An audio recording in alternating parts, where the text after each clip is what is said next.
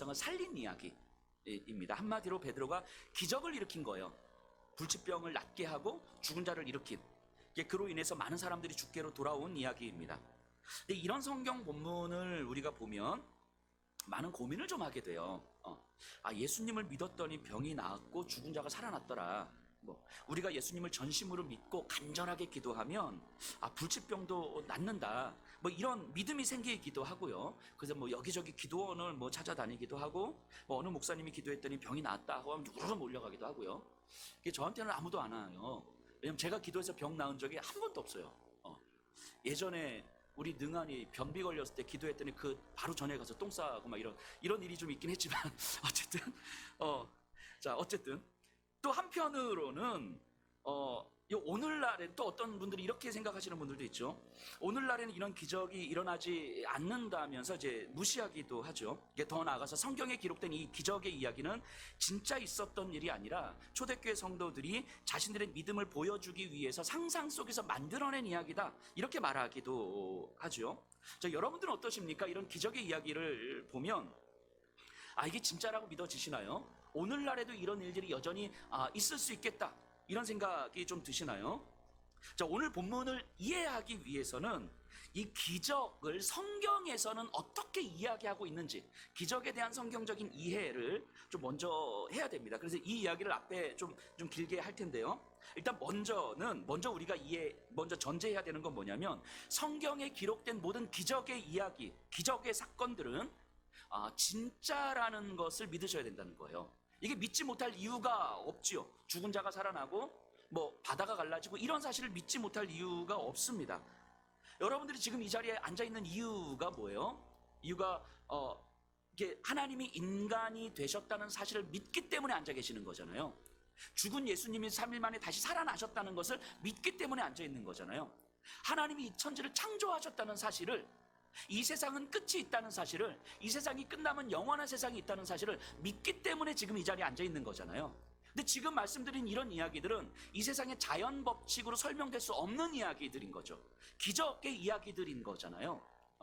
그런데 이런 이야기들을 창조와 죽은 자가 살아난 것과 세상의 끝이 있다는 것과 등등 이런 이야기를 믿는 사람들이 병이 낫고 바다가 갈라지고 이런 기적을 믿지 못할 이유는 없는 거죠. 그러니까 성경에 나오는 기적의 이야기는 사실이라고 우리가 충분하게 믿을 수 있어야 돼요. 그렇기 때문에 기적은, 자연 법칙을 거스르는 기적은 현실에서도 얼마든지 가능하다, 이것이 사실 우리들의 믿음입니다. 그런데 여기서 이제 조금 더 생각해 보면, 여기서 끝나면 이제 조금 이상해져요. 근데 조금 더 생각해 봐야 되는 건, 초자연적 일하심과 기적, 그걸 좀 이해하셔야 돼요. 오늘 좀 요 얘기를 좀 길게 할 텐데요. 하나님께서 세상을 창조하셨다는 의미는 세상이 존재하는 방식, 그러니까 자연 법칙까지도 하나님의 창조 질서 안에 있는 거죠. 그러니까 세상은 자연 법칙에 의해서 움직이고, 자연 법칙은 자연스럽게 세상의 상식적인 삶을 구성합니다. 하나님은 자연 법칙을 사용하셔서 세상 속에서 자신의 뜻을 이루어 가시죠.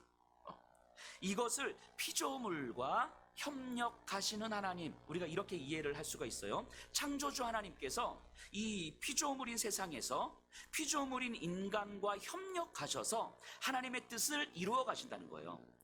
오늘 우리 베드로 사건인데요, 우리 성경을 한번 찾아볼까요? 사도행전 2장 23절, 베드로의 설교를 한번 예를 들어서 이 초자연적인 일하심이 어떤 의미인지를 생각해 볼게요. 사도행전 2장 23절,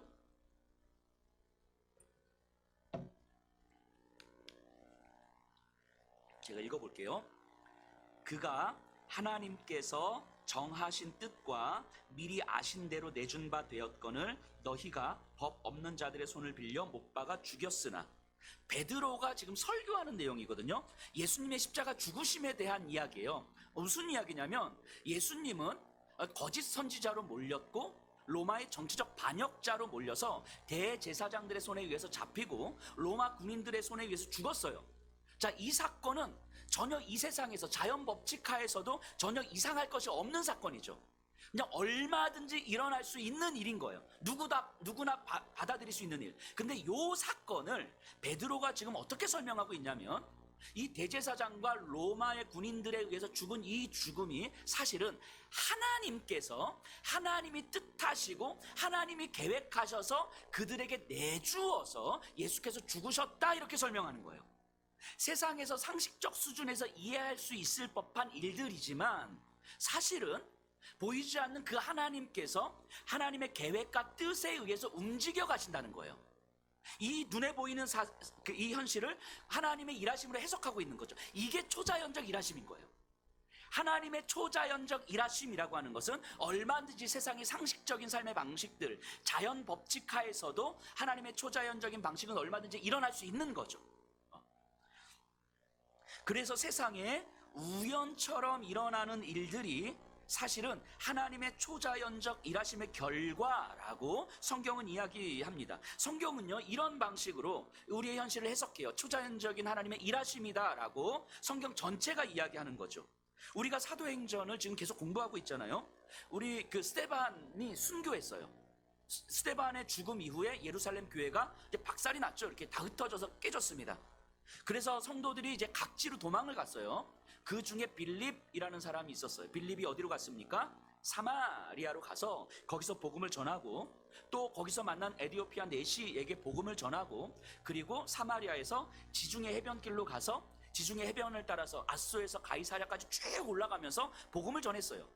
자, 이 사건이 사도행전에 기록되어 있어요. 이런 일들, 스데반의 죽음, 교회의 흩어짐, 그래서 성도들의 도망감, 거기서 빌립이 이제 복음을 전하는 거, 이거는 자연 법칙 하에서도 얼마든지 일어날 수 있는 일들이죠. 이런 일들은 전혀 이상할 것이 없어요. 이런 일들은. 그런데 성경이 말하고 싶은 바는 뭐냐면, 스데반의 순교와 교회의 흩어짐이 아니었다면 사마리아의 복음이 전해질 수 있었겠는가?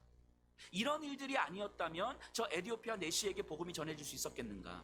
이런 일들이 없었다면, 예루살렘 교회의 고난이 없었다면 지중해 해변길을 따라서 쭉 올라가는 그 지역에 복음이 전해지는 일이 있었겠는가? 이걸 말하고 싶은 거죠. 얼마든지 세상에서 일어날 수 있는 일들이지만 그 일들은 사실 하나님의 뜻하심과 계획하심 속에서 이루어져가는 일이라는 거예요. 하나님의 초자연적인 일하심이 이 현실 세상 속에서 이루어져 가고 있는 거죠. 자, 오늘 본문 32절을 한번 보세요.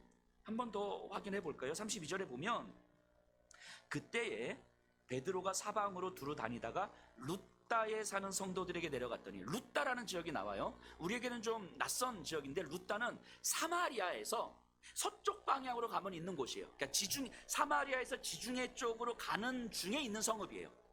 그러니까 근데 이 루따에 예수 믿는 사람들이 있었다는 거예요. 그리고 그 사람들을 보려고 베드로가 갔다는 거예요. 자, 이 루따에 예수 믿는 사람들이 어떻게 형성됐을까요? 우리는 이제 얼마든지 추론 가능하죠. 누구 때문에요? 빌립 때문에. 사마리아에서 복음을 전하고 에디오피아 내시에게 복음을 전하고 지중해 해변길로 쭉 가다가 루따에서 복음을 전했을 것이고, 그리고 아소에 들려서 복음을 전하고 가이사랴까지 쭉 올라가면서 복음을 전했을 거예요. 그러니까 이 오늘 본문에 나오는 사도 베드로의 사역은 바로 빌립의 사역에 바탕을 두고 있는 거예요. 빌립의 사역이 없었으면 이 베드로의 사역도 사실은 완전히 달라졌겠죠. 이게 놀랍지 않습니까? 우리가 볼 때는 이게 굉장히 우연의 일치처럼 보이지만 성경은 분명히 이야기하는 거예요. 이것이 하나님의 초자연적인 일하심의 결과라고 이야기하는 거예요. 그러니까 하나님의 초자연적 일하심이라는 건 결국 하나님의 뜻이, 하늘에서 이루신 하나님의 뜻이 이 땅에서 이루어져 가기 위한 하나님의 일하심인 거죠. 초자연적인 일하심으로 예루살렘 교회를 박해하시고 깨뜨려서 흩트게 하시고 사마리아를 보내시고 그 각성의 복음을 전해서 예수 믿는 자를 세워주신 건 그냥 우연히 일어나는 일이 아니라 이 땅에 하나님의 뜻이 이루어지도록 하기 위한 하나님의 초자연적 일하심이라는 거예요. 근데 그것이 겉으로 드러날 때는 세상에서 전혀 이상할 것 없는 자연 법칙 하에서도 충분하게 받아들일 만한 방식으로 일어나더라는 거죠. 이게 성경이 말하고 싶은 거죠. 그래서 우리의 일상이, 세상에서 일어나는 일들이 하나님의 뜻을 이루어가는 과정이라는 사실을 아는 것, 그래서 하나님의 뜻이 무엇인지를 분별하고 그 뜻에 반응하는 삶을 살아가는 것, 이게 신앙생활인 거죠. 예수님도 이걸 가르치셨잖아요. 제자들에게 뭐라고 가르치셨습니까? 하늘에서 이루어진 뜻이 땅에서도 이루어지이다.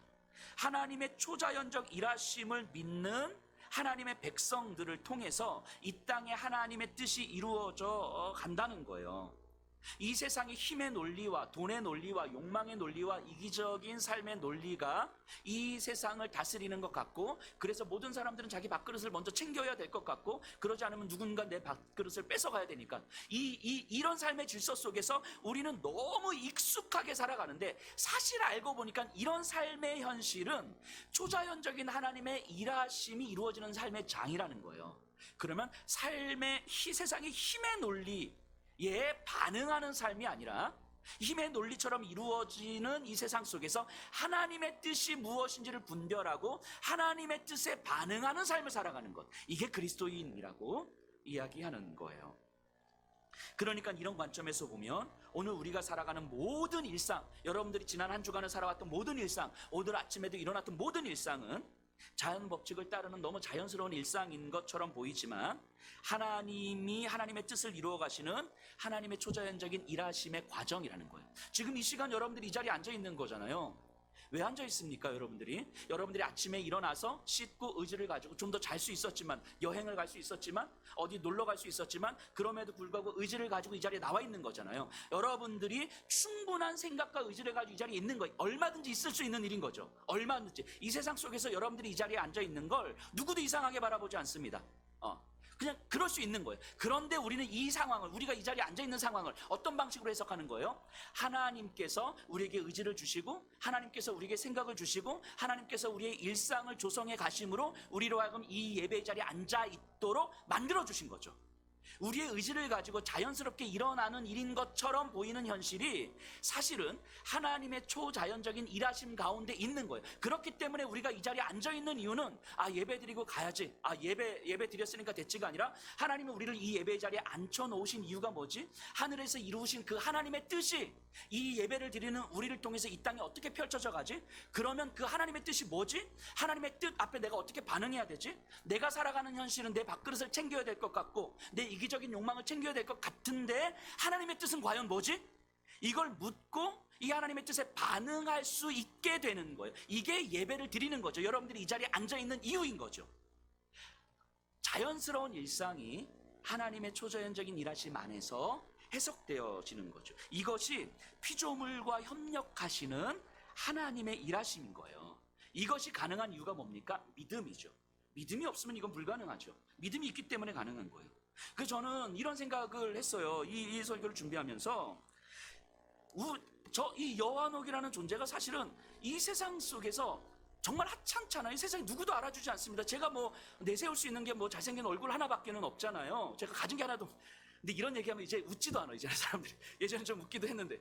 자, 세상에 알아주지도 않고요. 가진 것도 없고 하찮고 초라하거든요. 이 나라는 존재 하나가. 그런데 이 먼지 같은 존재인 나를, 이 땅을 창조하신 하나님께서 나와 함께 이 땅에서 하나님의 뜻을 펼쳐가자고 손 내밀어 주신 거예요. 나와 함께 일하시자고, 나와 함께 협력하자고 말씀하시는 거예요. 이 피조물에 불과한 내 인생이 평생 내가 어떻게 먹고 살지? 어떻게 내 자녀들에게 아파트 한 채라도 물려주지? 어떻게 살아? 이 평생 이렇게 살다 끝날 인생이었을 것 같거든요, 제 인생이. 근데 그런 제 인생을 하나님이 찾아오셔서, 하나님이 부르셔서 이 천지를 창조하신 하나님이, 이 영원에 계신 하나님이 이 피조 세계 안에서 하나님의 뜻이 있다고, 이 땅을 향한 하나님의 계획하심이 있다고, 하나님의 계획하심을 같이 이루어 가보자고 저를 부르신 거예요. 그게 믿어졌어요. 그래서 제가 이 세상에서 내 욕망에 반응하는 삶이 아니라 하나님의 일하심에 반응하는 삶으로 살게 하신 거죠. 피조물이 이런 삶을 살아가는 것, 창조주와 협력하는 삶을 살아간다는 것 자체가 이게 얼마나 신비하고 놀라운 은혜입니까? 이 자리에 계신 여러분들 하나님 그렇게 불러주신 거잖아요. 저보다는 좀 나으시겠지만 사실 여러분들의 인생도 저와는 크게 다르진 않으실 것 같은데, 그런 우리를 창조주 하나님이 찾아오셔서 우리에게 말씀하시는 거예요. 내가 이 세상을 향해서 해야 될 일이 있다고, 계획이 있다고, 그 일 같이 하자고 부르신 거예요. 창조주와 협력자로 우리를 부르신 거예요. 그게 믿어져서 그 믿음에 반응하고자 지금 이 예배 자리에 앉아 있는 거잖아요. 하나님의 초자연적인 일하심의 결과로 우리가 지금 이 자리에 앉아 있는 거죠. 그래서 우리가 그러면 이제 어떻게 이 세상의 힘에 반응하는 것이 아니라 하나님의 뜻에 반응하면서 살아갈지 이 믿음의 몸부림을 치는 거죠. 이게 하나님의 초자연적인 일하심이에요. 자, 기적은요, 그럼 하나님께서 초자연적으로 일하시는 중에서 특별히 자연의 법칙을 거슬러 일어나는 일인 거죠. 뭐 죽은 자가 살아나는 뭐 이런 일인 거요. 근데 분명히 우리가 하나님의 초자연적인 일하심을 이해했다면 이 기적은요, 하나님의 초자연적인 일하심이 자연 법칙 하에서 충분하게 하나님의 피조물, 하나님의 백성들을 통해서 일어나는 거고요. 이것이 때로는 자연 법칙을 거슬러서 일어날 수도 있다는 거예요. 이게 기적이죠. 그러니까 기적은 하나님의 초자연적인 일하심 안에서 일어날 수 있는 일인 거예요. 그러니까 얼마든지 일어날 수 있는 일인데 이 기적 자체가 목적이 될 수는 없는 거죠. 우리가 뭐 예배 드릴 때 이 예배 자체가 목적이 될 수는 없는 거잖아요. 이 예배를 통해서 하나님의 일하심에 우리가 반응하는 삶을 살아가는 거니까 기적 자체가 목적일 수는 없는 거죠. 그 기적을 통해서 나타내시고자 하는 하나님의 뜻이 분명히 있다는 거예요. 그 초자연적인 하나님의 일하심이 있고 그 안에 이 땅에서 하나님이 일하시는 방식이 있는데 때로는 자연 법칙을 거슬러서 일어나는 거죠. 왜냐하면 특별한 하나님의 뜻이 계시기 때문에. 그래서 정말 이 세상의 힘이 하나님 앞에서 불강력적일 수밖에 없다는 것, 하나님의 절대적 힘을 나타내시기 위해서 때로는 이 자연 법칙을 거슬르기도 하는 거죠. 자, 그럼 여기까지 이해를 좀 하셨으면요, 초자연적 일하심과 기적, 이게 어떤 것인지 좀 이해가 좀 되셨나요? 예, 이제 반응을 해주셔야 제가 이렇게 넘어가는데, 반응이 안 되면 처음부터 다시 시작할까요? 자, 그럼 여기서 하나만 좀 더 살펴보면요, 우리가 사도행전을 지금 살펴보고 있는데 사도행전에 기록된 이야기들, 사건들, 사도행전에서 나타나는 사건들은요, 성경이 기록되기 전에 있었던 사건들이에요. 이런 사건들이 있고 나서 사도행전이 기록된 거잖아요. 그 사도행전을 기록할 때 기록되기 전에 어떤 일들이 있었는지를 찾아서 이제 기록하고 있는 거니까. 예수님이 죽으시고 나서 예수님의 제자들을 사도라고 하잖아요. 제일 마지막에 죽은 사도가 요한이거든요. 그러니까 요한이 죽을 때까지 요 시대를 사도 시대라고 합니다. 사도 시대. 그러니까 성경이 기록되기 전에 예수님을 직접 경험했던 사도들이 예수님의 구주 되심을 드러내시는 시기였어요. 근데 이때는요, 이 사도시대에는 예수님이 구주이십니다, 예수님이 진리입니다, 예수님이 하나님의 아들입니다 라는 사실을 말하는 것도 믿는 것도 사실은 어려웠던 시대인 거죠. 왜냐하면 많은 사람들은 그때 당시는 종교적 시대였기 때문에 여러 종교들 중에 하나, 우리 지역의 신전이 뭐 포세이돈, 아프로디테, 제우스, 이 신전들이 쭉 있는데 이제 11번째 신전으로 예수의 신전이 세워지는 거죠. 이런 식으로 사람들이 이해를 했었단 말이죠. 그러니까 여러 종교들 중에 하나, 그러니까 예수가 세, 포세이돈이 세, 뭐 이런 식으로 이제 뭐 경쟁을 했던 시대. 그런 시대에 예수가 절대적 구주이십니다라고 고백한다는 것 자체가 실제로 어려웠던 거고요. 특히 유대교의 영향 아래에서 예수님이 구주라는 사실을 믿는 것은 위험했고 불안했고 실제로 어려웠던 거죠. 그래서 예수를 믿어야만 구원받습니다, 예수님을 믿어야만 하나님의 자녀가 될 수 있습니다, 예수님만이 진리입니다 라는 것을 나타내기 위해서는 예수 이름의 능력이 필요했어요. 그 예수가 포세이돈과 비교할 수 없는 능력이 있는 분이십니다. 예수가 아프로디테보다 비교할 수 없는 능력이 있는 분입니다. 예수가 심지어 로마 황제보다도, 로마 황제가 할 수 없는 그런 일들도 예수의 이름에는 능력이 있습니다. 이걸 드러낼 필요가 있었던 거죠. 그래서 기적이 많이 일어났던 거예요, 그 시대에는. 근데 사도시대가 지나면서 성경이 기록되기 시작합니다. 이 성경에 담겨진 내용이 뭡니까? 방금 사도시대 때 있었던 그런 일들, 예수 이름의 능력이 얼마나 대단했는지, 로마 황제와 제우스와 이런 신들과 비교할 수 없는 절대적 강력함이고 불강력적 권세였다는 사실을 경험한 성도들과 교회들의 이야기가 성경에 기록된 거잖아요. 그래서 성경 안에는요, 예수 이름의 능력이 생생하게 기록되어 있는 거예요. 그걸 경험한 사람들의 이야기가 생생하게 기록됐고요, 그리고 성경이 진짜고 사실이라는 것이 교회 안에서 믿어지기 시작했어요. 그럼 생각해 보세요. 성경이 믿어지면 성경 안에 있었던 일들, 성경 안에서 일어난 일들이 진짜라고 믿어지는 거잖아요. 예수의 이름에 능력이 있다는 사실이 믿어지는 거잖아요. 눈앞에서 어떤 사건이 일어나지 않아도 성경이 믿어진다는 건, 아, 예수 이름의 능력이 있는 거구나, 예수는 로마 황제 비교할 수 없는 권세구나, 절대적 진리구나, 이것이 믿어지는 거잖아요. 성경이 믿어지는 것 자체가 하나님의 초자연적 일하심은 분명했고요. 그래서 성경을 믿음으로 하나님의 뜻이 땅에서 이루어지고 있음을 교회는 깨달았고요. 그래서 성도들은 이제 성경을 믿고 성경을 봄으로 말미암아 어떻게 이 세상에서 반응해야 되는지를 알았어요. 여러분, 이게 기적이 하는 일이잖아요. 이게 성경이 기록되기 전에 기적했었던 일 아닙니까? 자연 법칙을 거스르는 기적이 우리로 하여금 예수 이름에 절대적 능력이 있다는 사실을 알게 한 것이고, 그로 인해서 하나님의 일하심이 이 땅 가운데 지금 펼쳐지고 있다는 사실을 믿게 한 것이고, 그것을 믿는 우리를 통해서 하나님의 뜻이 이루어져 간다는 사실을 경험하게 되는 거잖아요. 이게 기적을 통해서 하나님께서 하셨던 일들인 거죠. 근데 그게 성경을 통해서 이제 이루어지는 거예요. 그래서 그 기적이 지금 우리 눈앞에서 일어나지 않더라도 기적이 하는 일은 성경을 통해서, 성경을 믿는 그리스도인들을 통해서 충분하게 일어나고 있는 거죠. 그래서 사도시대 이후에 기적이 일어납니다. 얼마든지 일어날 수 있죠, 필요하면. 하지만 급속도로 적어졌던 이유는 그 기적이 하는 그 모든 일들이 기록된 성경이 하고 있기 때문인 거죠. 성령 하나님을 통해서 일하고 있기 때문인 거죠. 물론 지금도 성경이 없는 선교지에서는 수많은 기적들이 일어나기도 합니다. 예수 이름의 능력이 드러나야 되기 때문인 거죠. 여러분들, 이제 기적이 뭔지 이해하실 수 있으시겠습니까? 자, 기적은요, 하나님의 뜻이 이 땅에서 이루어지기 위해서 하나님께서 하시는 초자연적 일하심의 하나인 거예요. 그리고 성경이 기록된 이후에는 성경이 믿어지는 것이 가장 큰 기적이죠. 성경이 믿어지는 것이. 태초에 하나님이 천지를 창조하시니라. 이게 어떻게 믿어집니까, 이게? 근데 이게 믿어지는 거예요. 죽은 예수가 다시 살아났다는 사실이 믿어져요. 예수님이 이 세상 끝에 다시 오겠다는 사실이 믿어져요. 그래서 이 세상이 전부가 아니라 영원한 하나님 나라가 있다는 사실이 믿어져요. 그래서 이 세상이 전부인 것처럼 살아가지 않아도 되는구나 라는 게 믿어져요. 그리고 그것이 내 삶의 태도로 드러나는 거죠. 이게 기적이지요. 그래서 성경이 삶이 되는 그리스도인, 그들과 함께 일하시는 하나님, 거기 기적이 있는 거예요. 저와 여러분들, 성경이 삶이 되는 여러분들, 그 성경을 삶으로 드러내는데 거기서 함께 일하시는 그 하나님을 경험할 때 그것이 기적인 거죠.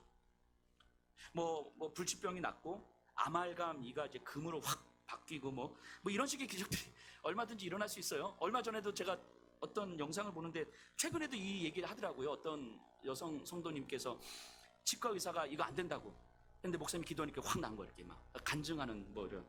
얼마든지 일어날 수 있습니다. 그 기적에 일어날 수 있다는 사실 저는 충분하게 인정합니다. 그런데 그것이 하나님의 뜻을 이루어가는데 어떤 의미가 있는지를 생각해 봐야 되는 거예요. 그 기적이 하늘에서 이루신 그 하나님의 뜻이 이 땅 가운데 이루어가기 위해서 어떤 의미가 있는 것인지. 이게 기도한 목사님이 대단해서 목사님한테 봉투 갖다 주고 뭐 이런 의미가 아닌 거잖아요. 예수님의 구주되심을 드러내지 않는 기적, 그것은 우리를 현혹하는 사단의 권세인 거죠. 마치 사단이 예수님한테 시험했던 것처럼 돌을 떡으로 만들어봐라, 이런 기적. 성전에서 뛰어내릴 때 천사들이 너를 지켜서 안전하게 착지하게 할 거야, 이런 기적. 이런 기적들은 다 뭡니까? 우리를 드러내려고 하는 거잖아요. 이 세상이 인정할 만큼 우리의 힘을 드러내려고 하는 거죠. 이런 것들이 다 사단의 유혹이었던 것처럼. 자, 초자연적 일하심과 기적, 이 두 가지가 어떤 의미인지 이해하셨습니까? 이것을 이해하셨으면요, 오늘 설교 다 들은 거나 마찬가지예요. 이제 끝내도 되는데 끝낼 수는 없으니까. 자, 우리 본문을 한번 볼까요, 그럼? 이거를 좀 배경해서 이제 본문을 좀 보셔야 돼요. 32절입니다. 그때에 베드로가 사방으로 두루 다니다가 룻다에 사는 성도들에게도 내려갔더니, 일단 먼저 시작하는데요, 그때라고 해요. 그때가 언제일까요? 우리 31절의 그때죠. 31절 제가 한번 읽어볼게요. 31절. 그리하여 온 유대와 갈릴리와 사마리아 교회가 평안하여 든든히 서가고 주를 경외함과 성령의 위로로 진행하여 수가 더 많아지니라. 자, 교회는 흩어졌고요, 성도들은 도망갔고요, 성도들을 핍박했던 사울도 변화되어서 복음을 전했는데 또 도망갔어요. 도망칠 수밖에 없는 상황이 됐어요. 현실은 초라하고 비참할 수밖에 없었습니다. 그런데 성경이 뭐라고 이야기합니까? 그리하여 교회가 평안하여 든든히 서갔더라. 이게 무슨 의미였어요? 교회는 흩어졌고 약해졌지만 그것은 얼마든지 세상 속에서 일어날 수 있는 일이지만 사실은 하나님의 초자연적인 일하심이다 라는 걸 보여주는 거죠. 이제 하나님께서 어떻게 일하시는지를 교회와 성도들을 통해서 보여줄 것이다. 그리하여 교회가 평안히 든든하게 섰다. 그러니까 박해가 없어졌다. 이제 교인들이 잘 먹고 잘 살았다. 이런 이야기가 아니에요. 여전히 비참했고 여전히 초라했고 여전히 가진 것은 없었지만 이게 하나님의 초자연적인 일하심의 과정이다라고 지금 성경은 이야기하고 있는 거예요. 그러니까 교회의 흩어짐이 고난인 것은 분명하지만 그 고난이 교회와 성도들의 삶을 결정할 수는 없다는 거죠. 하나님의 초자연적인 일하심의 과정이라면 이 교회와 성도들을 붙잡고 있는 힘은 뭡니까? 이 성도들을 결정하는 힘은 뭡니까? 고난이 아니라 상황이 아니라 하나님의 소원이라는 거예요. 하나님의 일하심이라는 거예요. 우리의 현실이 때로는 처절하고 고통받고 때로는 상처, 얼룩투성인 것 같은데 그런 상황과 환경이 우리의 인생을 결정하는 것이 아니라 이것이 하나님의 초자연적인 일하심의 과정이라고 우리가 받아들인다면 이 상황이 내 인생을 결정하는 것이 아니라 이 상황을 통해서 일하시는 하나님의 손이 내 인생을 결정하는구나. 그러니까 상황에 나를 맡기는 것이 아니라 상황 속에서 내가 어떻게 안전할까를 찾는 것이 아니라 하나님의 손이 나를 어떻게 붙들고 있는지 하나님의 뜻이 지금도 어떻게 이루어지고 있는지에 내가 반응하는 것이 가장 안전한 삶의 방식이구나. 이것이 깨달아지는 거죠. 베드로는 그 사실을 깨달은 거예요. 그래서 그때에 흩어진 성도들을 돌보고 격려하고 복음으로 교회를 든든히 세우고자 이제 길을 떠나는 거예요. 그 루따로 간 거예요. 33절. 거기서 애니아라 하는 사람을 만남에 그는 중풍병으로 침상 위에 누운 지 8해라. 자, 루따에 이르렀는데 8년 동안 중풍병으로 누워서 지내는 애니아라는 사람을 만납니다. 중풍병으로 8년 동안 누워있어요. 스스로 할 수 있는 것이 아무것도 없는 처지. 사람들이 옮겨줘야 됐고요. 먹고 입고 씻고 싸고 하는 그 모든 기본적인 생활의 것들도 사람들의 도움이 없으면 아무것도 할 수 없는 처지였습니다. 8년 동안. 얼마나 초라해 보였습니까? 자, 이 상황, 제 애니아를 바라보고 있는 베드로를 생각해 보세요. 지금 베드로가 이 루따에 왜 와 있는 거예요? 여행 온 거 아니에요. 정말 잘 먹고 잘 살고 있는 성도들을 만나러 온 거 아니에요. 박해를 받아서 도망칠 수밖에 없었던 성도들을 만나러 온 거예요. 본인이 자기의 삶을 결정할 수 없는 것 같은 현실, 그 도망칠 수밖에 없는 현실, 도망친 곳에서도 여전히 힘겨울 수밖에 없는 삶을 살고 있는 성도들, 언제까지 이런 삶을 살아야 되는지 막막한 사람들, 그런 사람들이 모여있는 교회를 지금 베드로가 온 거예요. 루따의 성도들 중에는요, 이 베드로처럼 우리가 지금 이렇게 비참하고 초라하지만 하나님의 일하심 안에 있다는 사실을 바라보기 때문에 믿음으로 잘 반응하는 사람들도 분명히 있었을 것이고요. 또 반면에 믿음을 지키기 위해서 도망은 쳤지만 무기력하게 하루하루 꾸역꾸역 살아가는 사람들도 있었을 거예요. 예배는 드리는데, 믿음을 지키기 위해서 도망친 거니까 예배는 드리는데 내가 드린 이 예배가 내 일상에서는 전혀 어떤 영향력도 미치지 못하는 그런 믿음의 삶. 주일날 예배는 드렸지만, 그래서 은혜는 받는 것 같았지만 월요일부터 시작되는 내 하루에 내가 받은 은혜가 어떠한 영향력도 끼치지 않는 거죠. 이런 영적 무기력한 삶을 살고 있는 성도들도 있었을 거예요. 자, 그러면 이 베드로가 이 8년 동안 중풍병으로 누워있는 애니아를 보면서 어떤 마음이 들었을까요? 애니아에 대한 측은함과 애니아에 대한 안타까운 마음도 들었지만 동시에 이 루따에 있는 성도들, 그 무너진 성도들, 무기력한 성도들, 하나님을 믿지만 그 믿음이 현실의 힘 앞에서는 아무런 힘도 발휘할 수 없는 그런 영적 무기력한 상태에 빠져있는 성도들의 모습도 보지 않았을까요? 실제로 중풍병으로 누워있는 애니아, 그리고 영적 중풍병으로 누워있는 성도들이 함께 보이지 않았을까요? 34절입니다. 베드로가 이르되 애니아야, 예수 그리스도께서 너를 낫게 하시니 일어나 내 자리를 정돈하라 한데 곧 일어나니. 자, 베드로는요, 애니아를 보시는 예수님의 마음이 선명하게 깨달아졌어요. 영적 중풍병에 걸려서 누워있는 그 무기력해진 성도들을 바라보시는 예수님의 마음이 선명히 깨달아졌어요. 생각해 보세요. 교회가 흩어져서 도망친 사람들이잖아요. 이것은 예루살렘을 넘어서 세계에 복음을 전하기 위한 하나님의 일하심이었고요. 그래서 이제부터 흩어진 성도들을 통해서 이제부터 그것을 믿는 주의 백성들과 함께 하나님의 이야기가 이제 펼쳐질 것이거든요. 그것을 믿는 백성들을 통해서. 근데 그 믿음의 병이 든 거예요. 그 믿음의 병이 들어서 하나님의 일하심을 바라볼 수도 없고 하나님께서 하시겠다고 하는데 어떤 반응도 할 수가 없는 거예요. 그 믿음의 병이 들어서 영적 무기력함에 빠져서 그냥 무너져 있고 주저앉아 있는 거예요. 중풍병에 걸려서 누워있는 애니야처럼 이 성도들이 그러고 있는 거죠. 이 믿음의 병이 들어서 반응하지 못하는 성도들을 예수님이 바라보시는 거죠. 그리고 베드로는 그걸 선명히 깨달았습니다. 그래서 뭐라고 말씀하십니까? 예수 그리스도께서 너를 낫게 하시니, 예수께서 너를 낫게 하실 거라고 이야기하는 거예요.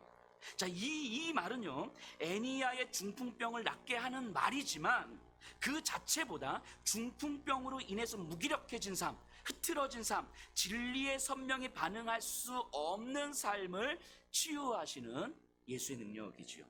그래서 그 다음에 뭐라고 합니까? 예수께서 너를 낫게 하신다. 그 다음에 뭐라고 돼 있어요? 거기서 끝나는 게 아니라 내 자리를 정돈하라.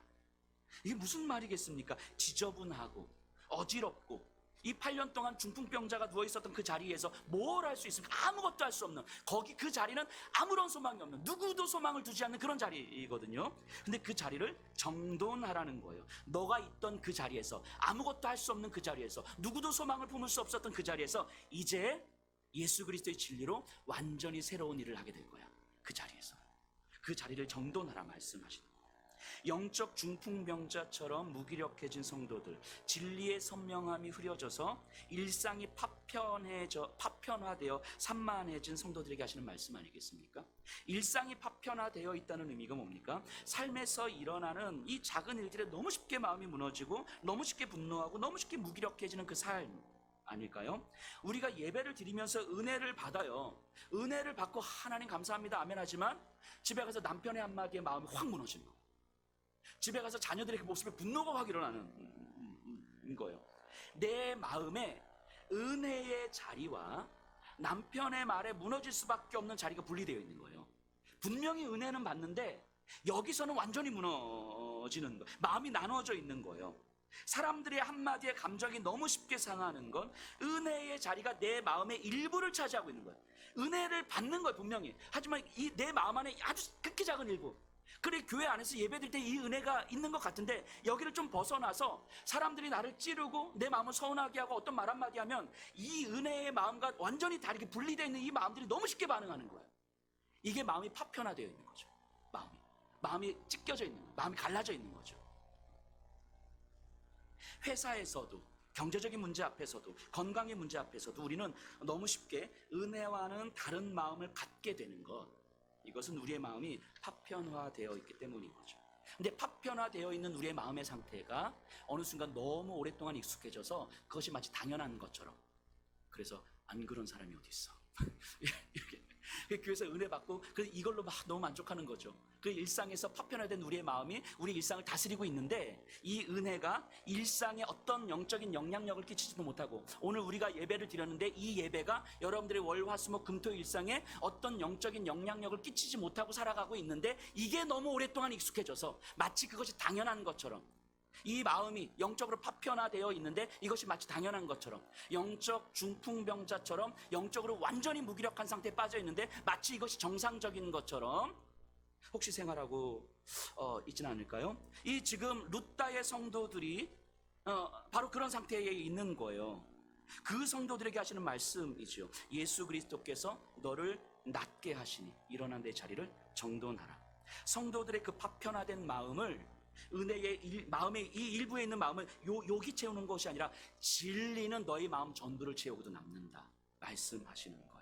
마음의 질서, 즉 너의 그 마음에 자리 잡은 예수 그리스도의 생명이 이제 너를 통해서 일하실 거라고. 교회를 넘어서 가정이든 직장이든 학교든 지역이든 어디든 너가 살아가는 너의 모든 일상이 예수 그리스도의 생명으로 반응하는 삶이 될 거라고, 진리로 반응하는 삶이 될 거라고. 마음이 파편화돼서 찢어지지 않고 우리가 연약해서 제대로 안 될 수는 있겠지만 그럼에도 우리의 마음이 찢겨져 있지 않는, 파편화되지 않은 진리로 반응하는 삶을 살게 될 거라고 이야기하는 거예요. 그러니 진리에 반응하는 삶을 살기를 내가 원한다 예수님 지금 말씀하시는 거죠. 애니야가요 그 즉시 일어나서 자리를 정돈합니다.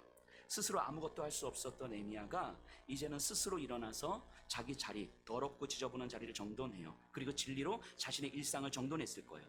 누구도 예상할 수 없었던 기적이 일어났고요. 그 기적을 많은 사람들은 봤습니다. 이 기적의 의미가 무엇입니까? 병이 난 기적이에요. 예수께서 구주이심을 드러낸 사건이었던 거죠. 하나님의 초자연적인 일하심이 중풍병이 낫는 기적의 사건으로 드러났을 뿐인 거죠. 하지만 핵심은 이 사건을 통해서 예수께서 구주이시고 예수께서 진리이시고 진리는 우리의 한 인생을 채우고도 남는 능력이다라는 사실을 보여주는 거죠. 그리고 그 결과는 이렇습니다. 35절입니다. 룻다와 사론에 사는 사람들이 다 그를 보고 줍게로 돌아오니라. 사론은 룻다 근방이고요. 애니야를 보고 줍게로 사람들이 많이 돌아왔대요. 본문을 자세히 보세요. 그 애니야를 보고 많은 사람들이 예수를 믿었더라가 아니에요. 뭐라고 됩니까? 돌아왔더라. 이게 무슨 의미냐면 리턴했다는 거예요. 원래 내가 있었던 자리로 왔다 이 말이에요. 이게 무슨 의미겠습니까? 영적 중풍병에 걸렸던 수많은 성도들이 믿음은 있지만 하나님은 믿지만 파편화된 일상을 살고 있는 성도들이 애니야를 보고 병이 낫네? 이게 아니라 애니야를 보면서 예수 이름의 능력이 있고 그 예수가 구주이시고 예수가 진리고 예수가 전부라는 사실을 보게 된 것이고 깨닫게 된 것이고 그래서 그 예수로 진리로 반응하는 삶으로 돌아왔다는 거예요. 원래 우리가 있었던 예수님을 만나고 예수의 생명으로 살게 된 그 신앙의 자리, 그 그리스도인의 자리로 돌아왔다는 거예요. 영적 무기력함에서 다시 회복됐다는 거예요. 하나님께서 초자연적인 일하심으로 말미암아 성도들을 통해서 하실 일이 있으신 거고, 그러니까 예루살렘 교회가 깨져서 흩어진 이 성도들을 통해서 이제 하나님께서 하실 일이 있으신 건데 이 믿음의 병이 들어서 하나님의 일하심을 보지도 못하고 반응하지도 못하는 이 믿음의 사람들이 이제는 이 일을 보기 시작했다는 거예요. 우리가 어떻게 반응해야 되는지 알기 시작했다는 거예요. 이게 리턴했다는 거예요. 돌아왔다는 거예요. 이게 지금 이 말입니다. 애니야를 치유한 기적은요, 예수님께서 원하시는 것이 무엇인지를 선명하게 드러낸 사건이었어요. 무기력해진 삶, 무기력해진 성도들을 바라보면서 하나님의 초자연적인 일하심이 내 일상에서 아무런 의미도 없는 것처럼 살아가는, 그래도 여전히 먹고 살기에 이 세상에서 내 밥그릇 챙기기가 급급하게 살아가고 시간 내서 와서 예배드려서 이 예배와 내 일상의 마음이 파편화된 그 영적으로 무기력해진 성도들에게 하나님의 초자연적인 일하심이 너의 일거수일투족, 너의 일상을 통해서 어떻게 일하시는지를 알려주시는 사건입니다. 이게 예수께서 원하시는 이 일인 거죠. 예수께서 원하신다고 말씀하시는 거예요. 너가 낫기를 원한다고. 파편화된 일상에서 점점 지쳐가는 너의 삶이 진리 안에서 정돈되기를 원하신다고. 은혜의 자리가 너의 마음의 일부가 아니라 전부가 되기를 원하신다고. 그래서 모든 일상에서 진리에 반응하는 삶이 되기를 예수께서 원하신다는 거예요.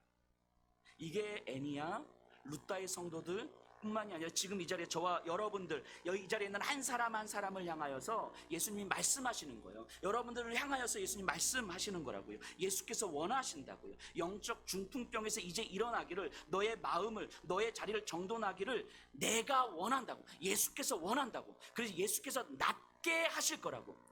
우리가 결단해서, 우리가 헌신해서 낫는 것이 아니라 예수께서 낫게 하실 거라고 말씀하시는 거예요. 이것이 믿어질 때에, 이 예수님의 말씀이 우리에게 들려질 때에, 예수의 마음이 우리에게 믿어질 때에 우리 안에 기적이 일어나는 거예요.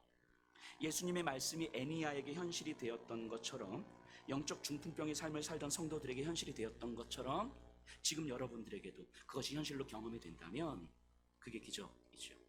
자, 오늘 본문 바로 다음에 이제 나오는 사건이 욥바에 사는 다비다라는 여성의 이야기인데, 이거 다음 시간에 우리가 좀 더 자세하게 살펴볼 거거든요. 오늘은 사건 하나만 좀 살펴볼 텐데요.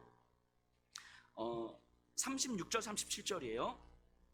욥바에 다비다라 하는 여제자가 있으니 그 이름을 번역하면 도르가라. 선행과 구제하는 일이 심히 많더니 그때에 병들어 죽음의 시체를 씻어 다락에 누이니라. 자, 이 룻다하고 가까워요. 욥바는 한 18km 정도 떨어져 있는 곳인데요. 이 다비다라고 하는 여제자, 신실한 성도였을 것 같아요. 이게 죽었는데 사람들은 다비다의 시체를 씻어서 다락방에 놓입니다. 그리고 베드로를 부르는 거예요. 베드로가 이제 욥바에 도착해서 상황 파악을 했어요. 40절입니다. 베드로가 사람을 다 내보내고 무릎을 꿇고 기도하고 돌이켜 시체를 향하여 이르되 다비다야 일어나라 하니 그가 눈을 떠 베드로를 보고 일어나 앉는지라. 자, 베드로가 기도하고 다비다에게 일어나라 했더니 죽은 다비다가 살아난 거예요. 이제 기적이 일어났죠. 자, 42절 보세요. 온 요빠 사람이 알고 많은 사람이 주를 믿더라. 자, 뭐라고 표현됩니까? 주께 돌아왔다는 표현이 아니에요. 믿지 않는 사람들이 주를 믿게 됐다, 이 표현인 거예요. 애니야의 상황과 다르죠. 애니야는 무너져 있는 성도들을 회복시킨 사건이었고요. 이 다비다는요, 믿지 않는 사람들을 주께로 돌아오게 믿게 하는 사건이었어요. 그러면 정말 잘 생각해 보세요. 다비다는 진리에 반응을 하는 제자였었는데 이 다비다를 살리신 기적으로 말미암아 믿지 않는 사람들이 예수를 믿게 됐어요. 교회와 성도들을 무시하던 이 세상 사람들에게 성도들이 믿는 예수가 진짜 생명의 주인이라는 사실을 드러낸 사건이었고요. 구주를 믿는, 예수님을 믿는 성도들이 초라한 것처럼 보였지만 사실은 예수님을 구주로 영접하지 못한 자들이 진짜 초라한 자들이라는 것을 알려주신 사건이죠. 자, 애니야에서 다비다에 이르기까지 하나님께서 어떻게 초자연적으로 일하시는지를 보셔야 돼요. 자, 주의 백성들이 살아가는 그 초라한 현실 가운데 찾아오신 주님께서 애니야를 낫게 하셨어요. 영적 중풍병자처럼 이 삶의 현실 앞에서 무기력하게 무너져 있는 이 성도들에게 찾아오셔서 애니야를 낫게 하시고 무기력한 성도들을 낫게 하셨습니다. 그리고 진리에 반응하는 삶을 살게 하셨어요. 그런데 진리에 반응하는 일상은 여전히 세상이 볼 때에는 초라함이었지만 죽은 다비다를 살려주심으로 말미암아 하나님은 진짜 초라함이 무엇인지를 보여주신 거죠. 예수를 믿지 않는 삶이, 구주를 모르는 삶이, 진리를 알지 못하는 삶이 이 땅에서 진짜 초라하다는 사실을 알려주시는 거예요. 그리고 그것이 세상 사람들에게 보여졌고, 그리고 사람들은 예수를 믿게 된 거죠. 여러분들 이 장면에서 중풍병이 났어, 죽은 자가 일어났어, 어떤 이런 기적적인 사건에 집중하라고 누가가 이야기하는 게 아니에요. 하나님의 일하심을 보라고 이야기하는 거예요. 하나님의 그 초자연적인 일하심이 어떻게 흘러가고 있는지. 이 과정에서 기적은 하나님의 뜻을 이루는 데 사용된 사건일 뿐인 거죠. 하나님께서 원하시는 게 무엇입니까? 주의 백성들을 일으키시고 주의 백성들이 진리에 반응하게 하시고 파편화된 일상에서 진리로 정돈된 삶을 살게 하심으로 예수님을 알지 못하는 사람들에게 예수님의 구주 되심을 드러내는 거예요. 그리고 하나님을 주께로, 하나님께로 돌아오게 만드는 거예요. 이게 하나님의 뜻이 이 땅 가운데 이루어지는 과정이에요. 이 과정을 누구와 함께 하시겠다고요? 저와 여러분들과 함께 하시겠다는 거예요. 그 여러분들에게 찾아가셔서 무너져 있는 여러분들에게 찾아가셔서 여러분들을 낫게 하시고 여러분들을 일으키시고 진리로 채우시고 진리에 반응하게 하시고 그렇게 여러분들을 회복시키신 다음에 그런 여러분들을 통해서 이 땅에 하나님을 알지 못하는 자들이 하나님께로 올 수 있는 일을 하나님께서 하시겠다는 거예요. 그 과정에 우리가 놓여져 있는 거죠. 그래서 영적 중풍병자처럼 누워있는 우리에게 예수님이 찾아오시는 거예요. 이것이 하나님의 뜻이 이 땅에서 이루어지는 하나님의 초자연적인 일하심인 거죠. 이게 예수님께서 원하시는 일이신 거고요. 그리고 예수께서 원하시는 일을 지금 우리에게 선포하고 있는 거예요. 이 말씀이요, 지금 여기에 있는 여러분들에게 들리시기를 간절히 소망합니다. 여러분들의 일상이 파편화되어 있습니까? 예배는 드리는데 이 예배가 내 일상에 어떤 영적 영향력도 끼치지 못하는 삶을 혹시 살아가고 있습니까? 여러분들의 마음에 은혜의 자리는 마음의 작은 일부분일 뿐이고 여러분들의 마음은 다른 것들로 채워져 있는 파편화된 여러분들의 마음을 경험하고 있습니까? 예배는 드리고 은혜는 받는 것 같지만 일상에서는 영적으로 무기력하고 현실의 힘 앞에서 절망한 채 살고 있습니까? 마치 영적 중풍병자처럼 도망친 성도들처럼 혹시 살고 있습니까? 그런 우리에게 예수님은 너 똑바로 해 이렇게 말씀하지 않으시는 거예요. 찾아오시는 거예요. 주께서 찾아오셔서 우리에게 말씀하시는 거예요. 내가 너를 낫게 할 것이라. 네가 아니라 내가 너를 낫게 할 것이라고. 내가 너를 일으킬 거라고. 왜요? 내가 너와 함께 일해야 되니까. 내가 너를 통해서 이 땅에 하나님의 뜻을 펼쳐가야 되니까. 이 애니야에게 찾아가셨던 것처럼 오늘 이 자리에 여러분들 한 사람 한 사람에게 직접 말씀하시는 거예요. 하나님께서 여러분들을 지금 이 자리에 부르신 것은 어쩌면 이 말씀 들려주려고 그래서 우리가 시간이 남아서 의지가 강해서 믿음이 좋아서 이 자리에 앉아 있는 것이 아니고 하나님께서 이 말씀을 들려주셔서 여러분들을 일으키시고 여러분들을 회복하시고 여러분들과 함께 하나님의 일을 하시기 위해서 하나님께서 여러분들을 이 자리에 앉혀놓으신 거라고요. 하나님의 일하심의 결과일 수 있다고요. 이것이 믿어질 때 하나님 나에게 하시는 그 말씀이 하나님 나에게 내 삶을 일으킬 것입니다. 주여 도와주시옵소서. 이렇게 반응하게 되는 거예요. 이 말씀이 여러분들에게 현실이 될 때 그게 기적이지요. 여러분들이 예수님께로 진리에 반응하는 삶으로 돌아오는 것, 그것이 기적이지요. 여러분들을 통해서 믿지 않는 사람들이 예수님을 믿게 되는 것, 그게 기적이지요. 이런 일들이 여러분들을 통해서 일어나게 될 거라고, 여러분들이 열심히 하면 된다가 아니라 일어나게 될 거라고 하나님 말씀하시는 거예요. 오늘 여러분들에게 이 기적이 일어나기를 소망합니다. 여러분들이 진리에 반응할 수 있는 삶의 기적이 일어나기를 소망합니다. 여러분들의 마음이 진리로 정돈되기를 소망합니다. 여러분들을 통해서 세상에 예수의 구주 되심을 알게 하는 기적이 되기를 소망합니다. 이게 믿어지면 여러분들의 존재는요, 진리 안에 서 있는 거예요. 진리 안에 서 있으면 상황과 환경이 여러분들의 존재를 무너뜨릴 수가 없어요. 흔들릴 수는 있지만 무너뜨릴 수가 없어요. 근데 진리 안에 서 있지 않으면 상황 속에서 무너지고, 상황 속에서 훼손되고, 상황 속에서 흔들리고, 이 상황에서 저렇게 되고 저 상황에서 저렇게 되고, 상황 속에서 왔다 갔다 하는 인생일 수밖에 없는 거죠. 여러분들의 존재가 서 있지 않으면. 근데 하나님은 여러분들의 존재를 진리로 세워가시기를 원하시는 거예요. 그 기적이 여러분들의 일어나기를 간절히 소망합니다. 우리 다 같이 일어나셔서